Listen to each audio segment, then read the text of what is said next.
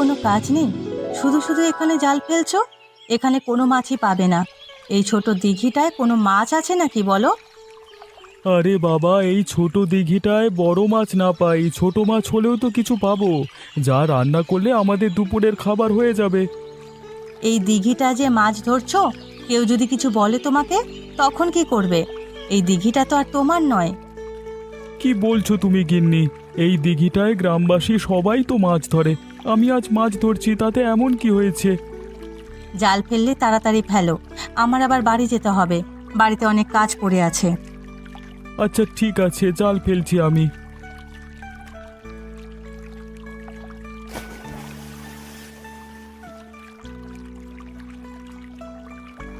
দেখেছো গিন্নি, জালে কত বড় একটি কাতলা মাছ উঠে এসেছে। এই তো দেখছি বিশাল বড় কাতলা মাছ। পুরো গ্রামকে ভাগ করে খাওয়ালেও এটা কমবে না। তবে এই কাতলা মাছের খবর পেলে গ্রামে নাকি তুলকালাম কাণ্ড ঘটবে। আরে গিন্নি, তুমি এখন এত কথা বলো না, তাড়াতাড়ি কাতলা মাছ নিয়ে বাড়িতে চলো। এ কি দাদা, তুমি এত বড় মাছ কোত্থেকে পেলে? আমি আজ পর্যন্ত এত বড় মাছ কোনোদিন দেখিনি। আরে আমাদের গ্রামে যে ছোট দিঘিটা আছে না, সেখানেই জাল ফেলেছিলাম। হঠাৎ অনুভব করলাম জালে অনেক ওজনের কিছু একটা বেঁধেছে, তা জাল তুলতেই দেখি বিশাল বড় কাতলা মাছ। তুমি কি বলছো দাদা? অতটুকু ছোট দিঘিতে এত বড় একটি কাতলা মাছ পেলে তুমি? যে আমি কোনোভাবেই বিশ্বাস করতে পারছি না। আমিও সেখানে ছিলাম তোমার দাদার সাথে।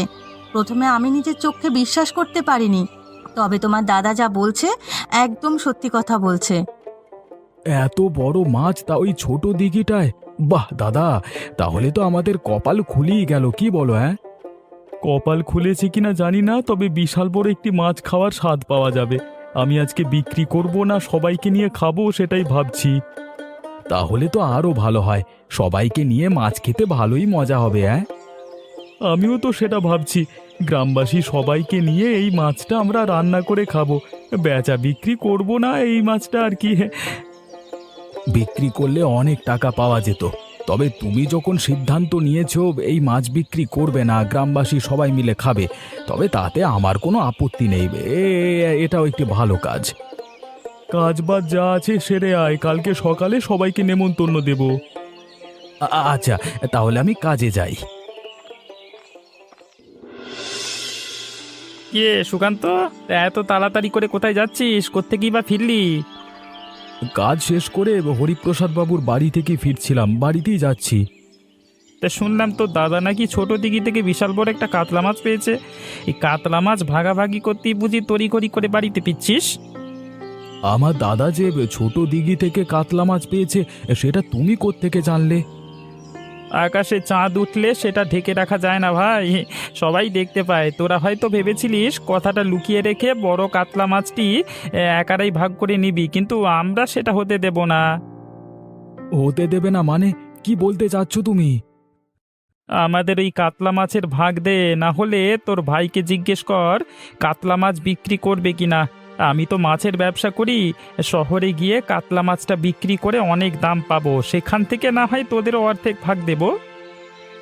না না, আমরা এই কাতলা মাছ বিক্রি করব না, সবাইকে নিয়ে এই কাতলা মাছ রান্না করে খাওয়া হবে। অবশ্যই তোদের এই কাতলা মাছ বিক্রি করতে হবে। আরে বলছি তো কাতলা মাছ বিক্রি করব না, তার উপর তুমি জোর জবরদস্তি করছো কেন? বেশি বাড়াবাড়ি করতে এসো না আমার সাথে, তোমার থেকে আমার শক্তি জোর কিন্তু অনেক বেশি। আচ্ছা, শরীরের জোরে দিমাগ দেখাচ্ছিস, ঠিক আছে আমিও যাচ্ছি। হরিপ্রসাদ বাবুর কাছে তোর ব্যবস্থা করা যায় কিনা সেটাই করছি। হ্যাঁ, যাও যাও, যেটা পারো করে নাও, ঢং দেখাচ্ছে। কি গো ভোলানাথ, তা কি মনে করে আমার বাড়িতে আসলে? তোমার মাছের চালান তো সেই আগেই আমি পাঠিয়ে দিয়েছি। মাছের চালানের জন্য আমি এখানে আসিনি হরিপ্রসাদ বাবু। মাছের চালানের জন্য আসোনি? তাহলে কেন এখানে এসেছো সেটা বলো। গ্রামের খবরাখবর আপনি কিছু রাখছেন? হ্যাঁ, গ্রামে কি ঘটছে সে তথ্য তো আপনার কাছে মনে হচ্ছে নেই। সব কিছু তথ্যই তো আছে, লালটু তো সব খবরই আমাকে এনে দেয়। গ্রামে যে এক বিশাল বড় মাছের কাণ্ড ঘটে চলেছে সেটা কি আপনি জানেন? আপনার লালটু কি সেই সংবাদ আপনাকে দিয়েছে? কিরে লালটু, এই খবর এখনো আমার অজানা কেন? আরে আমার তো ভোলানাথের কাছে এ খবর নতুন শুনছি আমি। ইয়ে মানে বাবু ইয়ে গাবে। তোমাকে আর লালটু মানে করতে হবে না। হ্যাঁ, আমি বলছি, গ্রামের ছোট দিঘিতে আপনার কর্মচারী সুকান্তের মানে ভাই রতন একটি বিশাল বড় কাতলা মাছ পেয়েছে নাকি, তা সে মাছ নিজেরা ভাগাভাগি করে নিচ্ছে। আপনি কি ওর কোনো ব্যবস্থা করবেন না? ব্যবস্থা তো করব। রাতে কি আমরা সীমা চুরি করে নিয়ে আসব? তুমি সকালেই সেই মাছ বিক্রি করে দেবে। গ্রামের সেই মাছ বিক্রি করা যাবে না, ধরা পড়ব। আর একটি মাত্র মাছ নিয়ে শহরেও যাওয়া যাবে না, লোকসান হবে। দুদিন আমি মাছটি লুকিয়ে রাখবো, তারপর নিয়ে যাব। আচ্ছা ঠিক আছে, করো তোমার যেটা সুবিধে হয়। এই তবে বাবু, ওই ছোট দিঘিতে যেহেতু একটা মাছ পেয়েছে, নিশ্চয়ই আরো মাছ আছে, সেগুলো ধরতে হবে। এটা ঠিক বলেছিস, একটা মাছ যেহেতু আছে আরও আছে। আগে এটার ব্যবস্থা করি, পরে ওটা দেখা যাবে। রাতে তোরা চলে আসিস। আচ্ছা ঠিক আছে বাবু। কি গো রতনদা, তুমি এখানে এভাবে চিন্তিত হয়ে বসে আছো কেন, একা একা নদীর ঘাটে? সব কিছু নিয়ে বড় চিন্তা হচ্ছে। গ্রামে একটি মাছ নিয়ে যেভাবে তুলকালাম কাণ্ড ঘটে চলেছে, সেসব জেনেও কিভাবে নিশ্চিন্তে বসে থাকবো আমি, বলো? আরে রতনদা, তুমি এত চিন্তা করছো কেন? আমরা সব সময় ন্যায়ের পথে আছি। তুমি যেটা করছো সেটা অবশ্যই ন্যায়সঙ্গত। তুমি একটি মাছ পেয়েছো, একা খেতে নয়, সবাইকে নিয়ে ভাগাভাগি করে খেতে চেয়েছো। তা দুষ্ট লোকেরা যতই তোমার পেছু লাগুক না কেন, তোমার কোনো ক্ষতি করতে পারবে না। হ্যাঁ, আমরা সব সময় তোমার পাশে আছি, বুঝলে? হ্যাঁ দাদা, অমিত যা বলছে একদম সত্যি কথাই বলছে। আমরা ন্যায়ের পক্ষের লোক, অন্যায়ের বিরুদ্ধে। তুমি যেহেতু ন্যায়ের পক্ষে আছো, গ্রামবাসী সবাই ন্যায়ের পক্ষে থাকবে। তুমি শুধু শুধু ওই খারাপ লোকেদের কথা ভেবে চিন্তিত হও না। সাধারণ কোনো লোক থাকলে তাতে আমি চিন্তিত হতাম না, কিন্তু ওনাদের তো অনেক ক্ষমতা। একজন গ্রামের মোড়ল আর অন্যজন হলো গিয়ে ধর্নাঢ্য মাছ ব্যবসায়ী। কিভাবে তাদের সাথে পেরে উঠবো সেটা নিয়েই ভাবছি। আমি তো বললাম দাদা, আমরা তোমার সাথে আছি। যত বড় লোক আসুক না কেন, তোমাকে ছেড়ে পিছু পা হব না। তুমি এসব নিয়ে কোনো চিন্তা করো না, সবকিছু দায়িত্ব আমাদের। তোমাদের কথায় কিছুটা হলেও আশ্বস্ত হলাম। তাহলে আর এখানে বসে থেকো না, যাও বাড়িতে যাও। আচ্ছা ঠিক আছে। এই রতন, এই সারা রাত ধরে মাছ খেয়ে পেট ফুলিয়ে এখন ঘুমিয়ে আছিস? ওরে তাড়াতাড়ি বের হয়ে আয় বলছি, উল্লুক। কি হয়েছে? সকাল সকাল তোমরা এভাবে আমার বাড়ির উঠানে এসে চেঁচামেচি করছো কেন? হ্যাঁ, আর মাছের কথাই বা কি বললে ঠিক বুঝতে পারলাম না, আবার বলো। এই এই গ্রামের সবাইকে ওই বড় মাছ খাওয়াবি বলে এখন নিজেই সেই মাছ খেয়েছিস নাকি বিক্রি করে দিয়েছিস সেটা বল। কি বলছো তোমরা? আমি তো সে মাছ খাইনি। ভেবেছি আজকে দুপুরে সবার জন্য সেই মাছ রান্না করব। তাহলে সেই মাছ কোথায়? আমার ঘরে রাখা। যাও যাও, তাহলে নিয়ে আসো গিয়ে।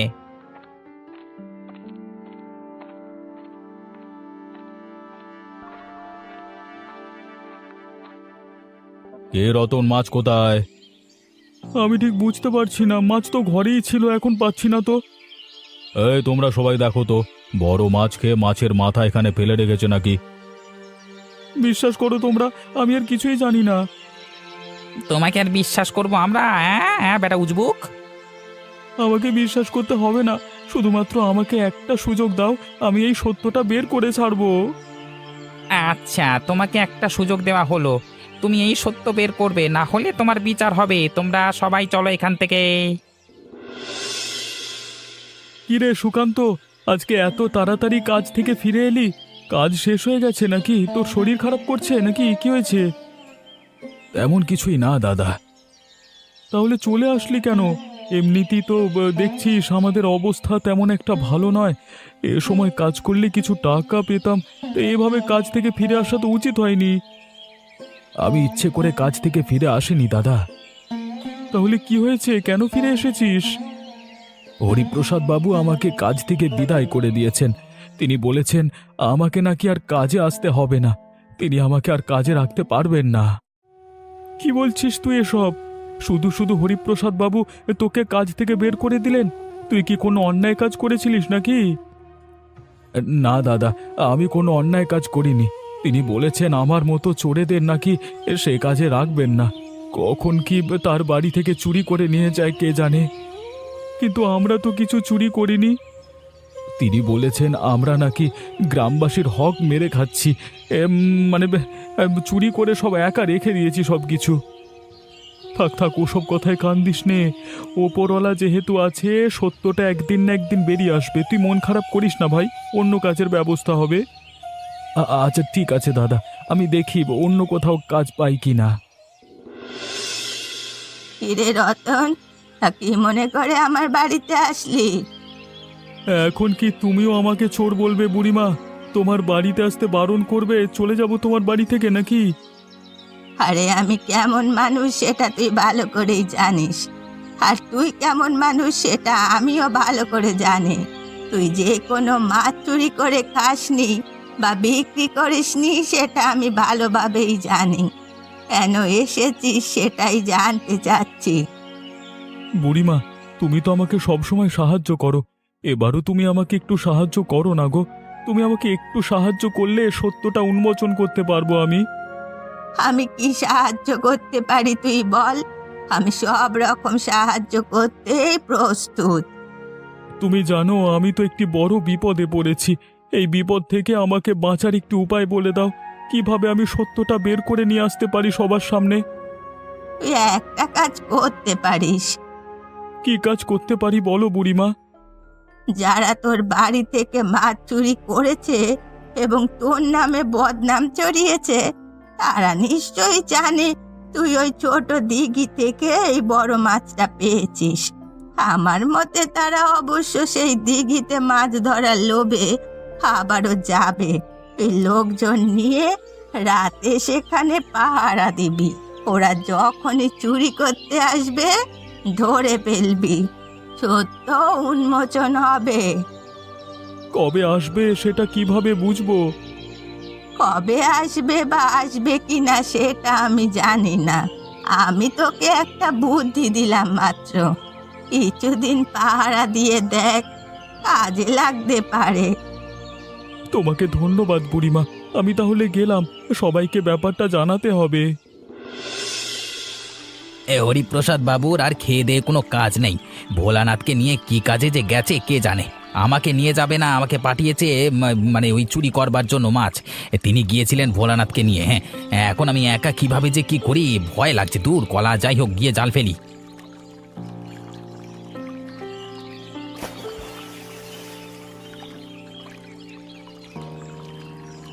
কলা, একটাও জালে তো মাছ উঠলো না। তাহলে কি এই দিঘিটার কোনো মাছ টাছ নেই নাকি? তো মাছ বুঝি পেলে না লালটুদা? না পেলে সমস্যা নেই, অন্য পুকুর থেকে বড় মাছ এনে তোমাকে দিচ্ছি, যেন হরিপ্রসাদ বাবু তোমাকে বকতে না পারে। কি তোমরা সবাই মানে এখানে কি করছো? মানে এখানে কি মজা মারতে এসছো? কিছুই করছি না গো, তোমাদের জন্য অপেক্ষা করছিলাম। তা তো দেখছি তোমরা সবাই আসলে না, তুমি একাই আসলে এখানে। তা বাকি সবাই কোথায়? আমি কিচ্ছু করিনি, তোমরা আমাকে ক্ষমা করে দাও। আমাকে হরিপ্রসাদ বাবু এবং ভোলানাথ পাঠিয়েছে। তোমার হরিপ্রসাদ বাবু এবং ভোলানাথ কোথায়? আমি কিছু জানি না, আমাকে এখানে পাঠিয়ে তারা যেন কোথায় কাজে গেছে। আমাকে ক্ষমা করে দাও। যে মাছ আমার বাড়ি থেকে চুরি করেছিস সেই মাছ কোথায় বের করে দে, তাহলে তোকে কিছু করব না, ক্ষমা করে দেব। আমার সাথে চলো, আমি সেই মাছ বের করে দিচ্ছি। ভোলানাথ না একটি জায়গায় গ্রামের মধ্যে সেই মাছ লুকিয়ে রেখেছে, দুদিন পরে শহরে নিয়ে যে বিক্রি করবে বলে। চল চল, আমাদের নিয়ে চল। ওই দেখো তোমরা সবাই, একটা চোর এটা যাচ্ছে আমাদের এই পথ দিয়ে। এই সেই চোর না, সালা একটা চোর। আরে ও চোর নাকি? ও হলো চোরেদের সাগরে। ওকে দিয়ে ওর মনিষরা চুরি করায়, সেজন্য হয়তো 2 পয়সা পেতেও পারে। আবার মাঝে মাঝে না পেয়ে লাথি উষ্টা খায়। তোমরা এইভাবে আমাকে অপমান করো না গো। ওগো, আমাকে নিয়ে হাসি ঠাট্টা করো না, খেসা মেরো না। আমি তো তোমাদের সবার কাছে ক্ষমা চেয়েছি। আমি তো পয়সার জন্য ওদের সাথে কাজ করি। পেটের দায়ে সংসার চালাতে এসব করতে হয়। আমাকে না হলে মানে কোনো এক সময় এসব খারাপ কাজের সাথে মানে কোনোদিন জড়িত হতাম না আমি। গতকাল রাতেই কিন্তু আমি তোমাদের সকল সত্যটা বলেছি এবং মাছও বের করে দিয়েছি। দুনিয়ায় কাজের কি অভাব পড়েছে নাকি যে জোর চোরেদের সাথে থাকতে হবে? তা তোর সেই মনিব জোচ্চোররা কোথায়? তাদের কি কোনো দেখা পেলি? না না, আমি সেখানেই গিয়েছিলাম, তাদের কোনো দেখা পাইনি। তাদের যদি কোনো দেখা পাই তাহলে তোমাদের কাছে বলবো। আমরা দুপুরে ছোট দিঘির সেই বড় রুই মাছ দিয়ে গ্রামের ভোজের আয়োজন করছি, যদি খেতে চাস সেখানে চলে আসিস। আচ্ছা ঠিক আছে, তা তা দেখবো পরে। এখন আমি যাই, হ্যাঁ।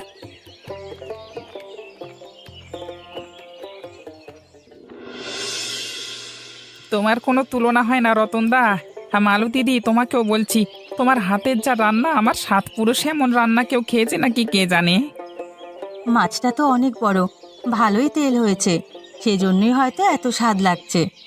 তা তো আমি বলতে পারি না, তবে এই মাছ রান্না আমার কাছে মানে অমৃত লাগছে, খাসির মাংসের চেয়েও ভালো। খাসির মাংসের সাথে তুলনা দিলেও হবে না, মনে হচ্ছে তার থেকেও বেশি। গত দুদিন আমাকে চোর বলে এখন আমার প্রশংসা করছো তোমরা? আসলে আমরা আমাদের ভুল বুঝতে পেরেছি রতনদা, ওই সারা জোচ্চোরদের জন্যই তোমাকে আমরা ভুল বুঝেছি। তুমি এসব কিছু মনে রেখো না, আমরা সবাই ক্ষমা চাচ্ছি তোমার কাছে। হ্যাঁ, তোরা যে যাই বলিস না কেন, রতনের মতো এমন মহৎ লোক গ্রামে কমই আছে। 5 গ্রাম খুঁজলেও এমন লোক পাবে কিনা সন্দেহ। তা তুমি ঠিকই বলেছ বুড়িমা, রতনদা চাইলে এই মাছ একা খেতে পারত, আবার চাইলে বিক্রি করে সব টাকা নিজে নিতে পারত, কিন্তু তিনি তা করেননি। উল্টে আমাদের সবাইকে সেই মাছ খাওয়াচ্ছে। আমরা এতটাই নির্বোধ, সেই মাছের জন্যই মানুষের কথার জোরে তাকে চোর ভাবছিলাম। যদি এই মাছ তিনি আমাদের না খাওয়াতেন, তাহলে তো আমরা তাকে চোর বলার অধিকার রাখি না। তুই একদম ঠিক বলেছিস। সেটা ভেবে এখন খারাপ লাগছে, তখন এত সব মাথায় আসেনি। ওই মোড়ল এসে আমাদের সবাইকে উস্কে দিয়েছে, তখন আর আমরা ভাবতে পারিনি। তখন ভেবেছি আমাদের মাছ বুঝি রতনদা চুরি করেছে। আসলে এটা আমাদের মাছই ছিল না, ছিল রতনের মাছ। রতনদা তুমি মহৎ মানুষ গো, আমাদের ক্ষমা করে দাও। সেসব মনে রাখিনি আমি কিছুই। এসব মনে রাখলে তোমাদের তো আর মাছ খাওয়াতাম না। এভাবে তোমরা সবাই খাবার খাও, আমি তোমাদের ক্ষমা করে দিয়েছি। যাও যাও যাও। এ কি হরিপ্রসাদ বাবু এবং ভোলানাথ, আপনারা এখানে এসেছেন কেন? আপনাদের এখানে তো কোনো কাজ নেই, কোনো চোরেদের ঠাঁই এখানে নেই। আরে এত কথা বলছো কেন? আরে খাবার রাখো, আগে এই শালাদের ধরো, তারপর শাস্তি পাওনা হয়ে আছে, মারবো। আরে খাবার রেখে উঠো না তোমরা, তোমাদের মতো খাবার খাও তোমরা, বাকিটা আমি দেখছি। আপনারা এখানে এসেছেন কেন হরিপ্রসাদ বাবু? এই খাবারের মধ্যে এখানে এসে কোনো ঝামেলা করবেন না। আমরা এখানে কোনো ঝামেলা করতে আসিনি, আমরা ক্ষমা চাইতে এসেছি। গ্রামবাসী কেউই আপনাদের কোনো রকমভাবে ক্ষমা করবে না। খাবারের মধ্যে কোনো ঝামেলা করবেন না। খাবার শেষ হোক, তারপর আপনাদের জন্য শাস্তি অপেক্ষা করছে। খাবার শেষের অপেক্ষা করুন, তারপর আপনাদের কি শাস্তি হয় সেটা দেখবেন। হরিপ্রসাদ বাবু, এটা তো আমাদের শাস্তি দিতে চাচ্ছে। এখানে আর এক মুহূর্ত থাকা ঠিক হবে না। চলুন চলুন, এখান থেকে ভেগে পড়ি, চলুন। বলা না, তুমি একদম সঠিক কথা বলেছ। এখানের অবস্থা তেমন একটা ভালো না। আবার শেষ হলে কখন এরা আমাদের উপর হামলে পড়ে বলা যায় না। চলো চলো, এখান থেকে চলো। ওই দেখ দেখ, সবাই জোচ্চোরটা পালিয়ে গেল রে, ওরে ধরতে হবে রে, পালাতে দেওয়া যাবে না মালগুলোকে। তোমরা খাবার খাও, তোমরা খাবার খাও, খাবার খাওয়া শেষ করো। ওরা আর পালিয়ে যাবে কোথায়? পাপের শাস্তি অবশ্যই ওনাদের ভোগ করতেই হবে। হ্যাঁ বাবু, আপনি এত দেরি করে আসলেন কেন? এত দেরি করলে হবে? গ্রামবাসী এইদিকে সব ছুটে আসছে, সেটা তো বলা যায় না কখন। আমি যতটা সম্ভব তাড়াতাড়ি করবার চেষ্টা করেছি রে। আমি তো আর তোদের মতো জোয়ান লোক না, দৌড় আসতে পারি না, তাই আমার একটু দেরি হচ্ছে, হাঁপানি হচ্ছে। তা কোন দিকে যাব এটাই তো বুঝতে পারছি না। কোন রাস্তায় গেলে সোজা গ্রাম থেকে পালিয়ে যেতে পারবো বলুন তো? সেটাই তো ভাবছি। রাস্তা ধরে গিয়ে যদি দেখি গ্রামবাসী সামনে পড়েছে, তখন কি হবে? কি হরিপ্রসাদ বাবু, ভোলানাথ দা, ব্যাগ গুছিয়ে কোথায় যাচ্ছ তোমরা? কিরে লালটু, তুই এখনো যাসনি গ্রাম ছেড়ে? হ্যাঁ, তাড়াতাড়ি আমাদের সাথে চল, ওরা এসে তোকে আলু ভর্তা করে দেবে।